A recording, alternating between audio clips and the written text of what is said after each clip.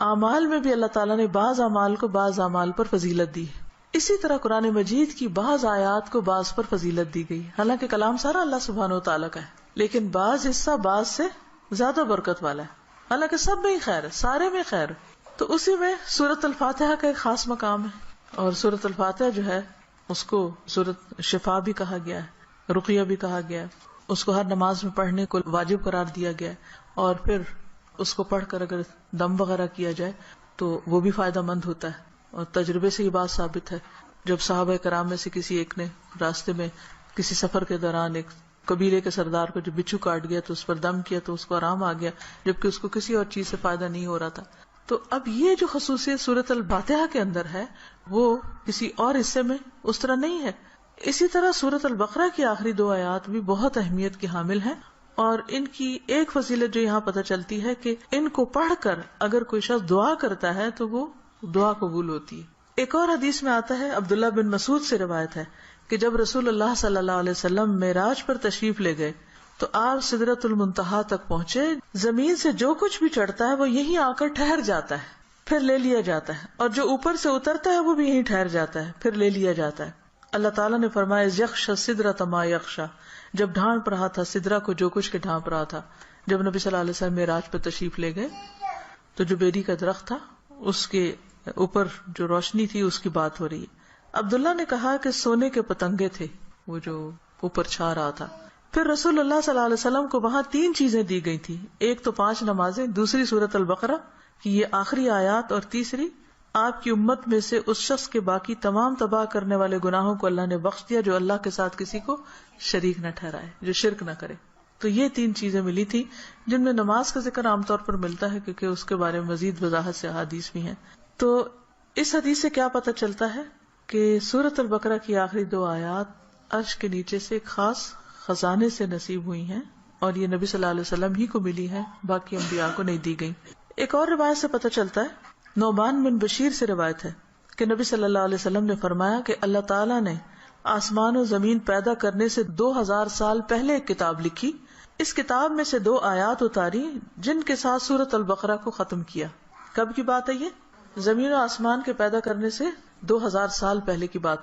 قلم کب پیدا ہوا تھا؟ 50,000 سال پہلے، باقی چیزوں کی تخلیق کے. جس گھر میں 3 رات یہ آیات پڑھی جائیں شیطان اس کے قریب نہیں آتا. رسول اللہ صلی اللہ علیہ وسلم نے فرمایا مجھے سورۃ البقرہ کی آخری آیات عرش کے نیچے ایک خزانے سے دی گئی، مجھ سے پہلے یہ آیات کسی نبی کو نہیں دی گئی. یعنی یہ آپ کی خاص خصوصیت ہے کہ آپ کو یہ نصیب ہوئی. اور پھر ایک اور جگہ یہ بات بھی پتہ چلتی ہے ان آیات کے بارے میں کہ جو شخص رات کے وقت ان آیات کو پڑھ لیتا ہے تو وہ اسے ہر چیز سے کافی ہو جاتی. تو آپ اس کو اپنی عادت بنا سکتے ہیں، رات کو سونے سے پہلے پڑھ لیں، یا کسی نماز میں پڑھ لیں، مغرب یا عشاء کی نماز میں پڑھ لیں، یا ویسے ہی بیٹھ کے پڑھ لیں، کیونکہ ان کی فضیلت بہت زیادہ ہے. تو ان آیات کا ترجمہ جو ہے وہ آپ دیکھ سکتے ہیں قرآن پاک ترجمے والے سے. لیکن یہ ہے کہ جو خاص بات ان آیات میں کی گئی ہے، پہلے تو اس میں ایمان پر بات ہے کہ رسول خود بھی ایمان لائے ہیں اور سارے مومن بھی. کن کن چیزوں پر؟ اللہ پر، ملائکہ پر، کتب پر، رسول پر. دوسری اہم بات لا نفرق بین احد من رسلہ، کہ ہم رسولوں کے درمیان فرق نہیں کرتے. فضیلت جو اللہ نے ان کو دی وہ اللہ ہی نے دی، لیکن ہمارا کیا فرض بنتا ہے کہ سب پر ایمان لائیں. اور پھر صحابہ کرام نے کیا کہا، وقالوا سمعنا واطعنا، کہ ہم نے سنا اور ہم نے اطاعت کی، ہم ایمان لے آئے اور جو کچھ ہمیں کہا جائے گا ہم اس کو مانتے ہیں. ہمیں اس کے بدلے کیا چاہیے؟ غفرانک، تیری بخشش چاہیے. یعنی بندہ اللہ کی بات مانتا ہے اور اللہ تعالیٰ اس کے ساتھ بخشش کا وعدہ کرتا ہے. ربنا وإلیک المصیر. اور یہ بخشش کیوں ضروری ہے کہ اللہ تعالیٰ ہم کو معاف کر دے؟ کیونکہ ہم نے اللہ کی طرف پلٹنا ہے، لوٹنا اسی کی طرف، رجوع اسی کی طرف. پھر فرمایا کہ لا یکلف اللہ نفسا الا وسعہا، ہر بندے سے حساب اتنا ہی ہے جتنی وہ استطاعت رکھتا ہے، اسی کا مکلف ہے، اس سے زیادہ اس سے نہیں پوچھا جائے گا. چاہے جسمانی صحت ہو، چاہے مال ہو، چاہے اولاد یا عقل یا کچھ بھی، تو ہر شخص کا حساب اتنا ہی ہے. لہا ما کسبت وعلیہا ما اکتسبت، اسی کو ملے گا جو اس نے نیکیاں کی اور اسی کے ذمہ ہے وبال جو اس نے غلط کام کیے. فائدہ بھی اسی کا اچھے کام کرنے کا اور نقصان بھی اسی کا غلط کام کرنے کا. تو پھر ہم دعا کیا کرتے ہیں؟ ربنا لا تؤاخذنا ان نسینا او اخطانا، اللہ اگر ہم بھول جائیں یا ہم سے خطا ہو جائے تو ہمیں پکڑنا نہیں، مؤاخذہ نہیں کرنا. ربنا ولا تحمل علینا اصرا کما حملته علی الذین من قبلنا، اللہ ہم پر وہ بوجھ نہ ڈالنا جو ہم سے پہلے لوگوں پہ ڈالا. یعنی ان کی شریعتیں جو تھی وہ مشکل تھی، ہماری شریعت بہت آسان ہے. مثلا نبی صلی اللہ علیہ وسلم جب حج پہ تشریف لے گئے تو آپ نے کچھ ریچولز کی ایک ترتیب بتائی، لیکن چونکہ کراؤڈ بڑا تھا تو اس ترتیب میں کچھ لوگوں نے فرق کر دیا. کیا تھا کہ جیسے آپ پہلے رمی جمار کریں، پھر اس کے بعد سر مڈائیں، پھر اس کے بعد احرام کھول دیں، لیکن کچھ لوگوں نے اس ترتیب کو آگے پیچھے کر دیا. تو اس پر آپ نے فرمایا لا حرج، لا حرج، کوئی حرج نہیں، کوئی نقصان نہیں. تو یہ ہمارے دین کی ایک سہولت ہے، آسانی ہے. تو یہاں دعا یہ مانگی جا رہی ہے کہ اللہ جس طرح پچھلے لوگوں کے اوپر پابندیاں لگ گئی تھی یا ان کو کچھ مشکلات ہوئی تھی تو ہمیں اس سے محفوظ رکھنا. ربنا ولا تحملنا ما لا طاقت لنا بہ، اللہ ہمارے اوپر ایسا بوجھ نہ ڈالنا جس کی ہمیں طاقت نہیں. ہم دیکھیے کہ اگر ہم امن سے ہیں، سلامت ہیں، ہم سانس لے رہے ہیں، کھا پی رہے ہیں، جس کا مطلب اللہ کی رحمت ہے ہم پر. کوئی بھی چیز آپ دیکھیں کہ کسی وقت بھی آؤٹ آف کنٹرول ہو سکتی، سورج کسی وقت آؤٹ آف کنٹرول سے، ستارے آپس میں ٹکرا سکتے ہیں، زمین کے اندر سے لاوا ابل سکتا ہے، زلزلہ آ سکتا ہے، انسان کسی کام کرنے کی سکت نہ رکھے، بیٹھے بٹھائے اس کو کچھ ہو سکتا ہے، اس کے بولنے کی قوت، اس کے دیکھنے کی، اس کے سننے کی کچھ بھی چھن سکتی ہے. تو اللہ تعالیٰ سے ہم دعا کرتے کہ یا اللہ ہم پر وہ بوجھ نہ ڈال جس کے اٹھانے کی ہمیں سکت نہیں، یعنی ایسی کسی آزمائش میں نہ ڈالنا کہ جس سے ایمان جانے کا خطرہ ہو. کچھ دن پہلے مجھے کسی نے فون کیا اور بتایا کہ فلاں جگہ پر جو لوگ قید ہوئے تھے ان میں سے ایک کو 40 سال کی قید و مشقت کی سزا سنائی گئی. جگہ کا نام میں ویسے نہیں لے رہی کہ پھر پن پوائنٹ ہو جاتا ہے کہ کہاں کی بات. تو میری بیٹی نے کہا کہ میرے ذہن سے یہ بات اتر ہی نہیں رہی، کیونکہ جو اس آدمی کی بیوی تھی اس نے فوراً ہی خلا لے لی کہ میں تم اتنا ویٹ نہیں کر سکتی، اور حالانکہ اس کی بچی بھی تھی چھوٹی. اور 40 سال تک کون جیتا ہے ماں باپ میں سے، بہن بھائیوں میں سے، کہ جو اس کو پیچھے ملنے کے لیے جائیں، اور سزا بھی کوٹڑی کی سزا ہے کیونکہ تکلیف دہ قسم کی سزا ہے. تو وہ کہتی اس شخص کی بیوی نے خود آ کے بتایا کہ میں یعنی کہ کس طرح یہ سب کچھ ہوا اور کیسے وہ پکڑا گیا اور کیسے سزا ہوئی، کس طرح میں نے خلا لے لی اور اب میں خود ارن کر رہی ہوں، اپنا زندگی چلا رہی ہوں. کہتی کہ مجھے جو چیز بہت زیادہ ڈسٹرب کر رہی ہے وہ یہ کہ دنیا میں بھی بعض اوقات لوگوں پر ایسی بڑی بڑی تکلیفیں آ جاتی ہیں کہ جس میں سارے ہی ساتھ چھوڑ جاتے ہیں، تو قبر میں کیا ہوگا، جہنم میں کیا ہوگا، کوئی حال نہیں پوچھنے آئے گا.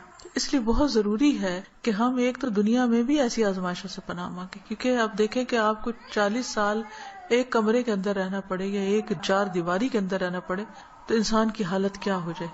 ہم اچھے بھلے کھاتے پیتے چلتے پھرتے، ہم کہتے ہیں جی اب ہمارے فزیکل چینجز آ رہے ہیں، اب ہم جوان ہو رہے ہیں، اب ہم بوڑھے ہو رہے ہیں، اب ایسا ہو رہا ہے، ابھی ویسا ہو رہا ہے. تو ایک شخص جس کی جوانی بڑھاپا سب کچھ ایک جیل کے اندر گزرے، اس کی کیفیت کیا ہو سکتی ہے جس کی کہ مجھے 40 سال یہاں رہنا ہے، 40 سال یہاں. اس کے لیے تو زندگی ایک طرح سے ختم ہے. تو میں نے اس کو سمجھایا کہ دیکھو 40 کے بعد نکلے گا تو صحیح نا، اگر زندہ رہا، اول تو پتہ نہیں کب تک زندہ. سوچو ان لوگوں کے بارے میں، تم اس سے زیادہ ڈسٹرب ہو تم ان کے بارے میں کہ جو قبر میں اس سے بڑی جیل میں، اور جو آخرت میں پکڑے جانے والے ہیں، ان کا کیوں نہیں تم سوچ رہی؟ ان کے لیے کچھ کرو. ہم سب کا فرض بنتا ہے کہ کوئی اچھی بات ہمیں پتا ہے تو ہم دوسروں کے ساتھ شیئر کرتے رہیں تاکہ وہ بھی گناہوں سے بچیں. اسی سے آپ سوچیں کہ دنیا میں 40 سال ایک جیل میں گزارنا ایک وحشت ناک تصور لگتا ہے، کیونکہ ہم ریلیٹ کر سکتے ہیں نا اس کو. لیکن قبر میں کوئی چلا جاتا مٹی کے نیچے، بھول گئے سب کون گیا کیا ہوا، وہاں تو کسی کی چیخ بھی باہر نہیں سنائی دینی، اور لوگ کیسے کیسے غلط کام کر رہے ہیں، خود ہم پتہ نہیں کہاں کہاں غلطیاں کر رہے ہیں. اللہ تعالیٰ ہم سب کو معاف کر دے. تو بات یہ ہے کہ اللہ سے یہ دعا مانگتے رہنا چاہیے کہ یا اللہ ایسی ہمارے اوپر آزمائش نہ لانا، ایسی مشقت نہ آئے کہ جس کو ہم اٹھا نہ سکے، چاہے وہ کوئی بیماری ہو، کوئی مرض ایسا ہو. آپ دیکھیں کہ بعض بیماریوں میں پین ہوتی ہے، بعض میں تکلیف ہوتی ہے، ناقابل برداشت حد تک تکلیف ہوتی. اس وقت انسان کے لیے صبر کرنا اور اپنے آپ کو کنٹرول میں رکھنا کہ منہ سے کوئی غلط بات نہ نکلے، اور اگر منہ سے تو چھوڑے، دماغ میں بھی برا خیال نہ، کیونکہ حدیث میں آتا نا کہ تم اس وقت تک نہ مرو جب تک تمہارا حسن ظن اللہ کے بارے میں نہ ہو. اس کا مطلب نہیں کہ موت اپنے ہاتھ میں لے لو، اس کا مطلب یہ ہے کہ مرتے وقت تم اللہ سے اچھا ہی گمان رکھو تو تمہیں موت آئے. لیکن آپ کو پتہ ہے جب تکلیف کی شدت ہوتی ہے نا تو گمان اچھا رکھنا سب سے مشکل کام ہے، بہت مشکل.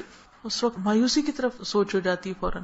تو ربنا ولا تحملنا ما لا طاقت لنا به، اللہ ہم پہ وہ بوجھ نہ ڈال جس کے اٹھانے کی ہمیں طاقت ہی نہیں، ہم بہت کمزور انسان ہیں. ربنا ولا تحملنا ما لا طاقت لنا به واعف عنا واغفر لنا وارحمنا. یہ جو 3 لفظ ہیں جب انسان پڑھتا ہے تو سوچتا ہے یہ ایسا کیوں ہے، معاف کر دے، بخش دے، رحم کر، کیونکہ یہ بہت شدید ضرورت ہے ہماری کہ اللہ ہم کو معاف کر دے. ہم بہت غلطیاں کرتے ہیں، یعنی اس میں تاکید اور تکرار ہے. واعف عنا واغفر لنا وارحمنا. اگر شعوری طور پہ ہم ہر روز پڑھیں کم از کم 1 دفعہ تو کتنا فائدہ ہو سکتا ہے. انت مولانا فانصرنا علی القوم الکافر، تو ہمارا مولا ہے تو دنیا میں بھی تو ہمیں کافر لوگوں پر مدد دے. تو اللہ تعالی ہمیں اس دعا کو پڑھنے اور سمجھنے اور عمل کرنے کی توفیق دے. السلام علیکم ورحمۃ اللہ وبرکاتہ. سبحانک اللہم وبحمدک، اشہد ان لا الہ الا انت، استغفرک واتوب الیک. السلام علیکم ورحمۃ اللہ وبرکاتہ.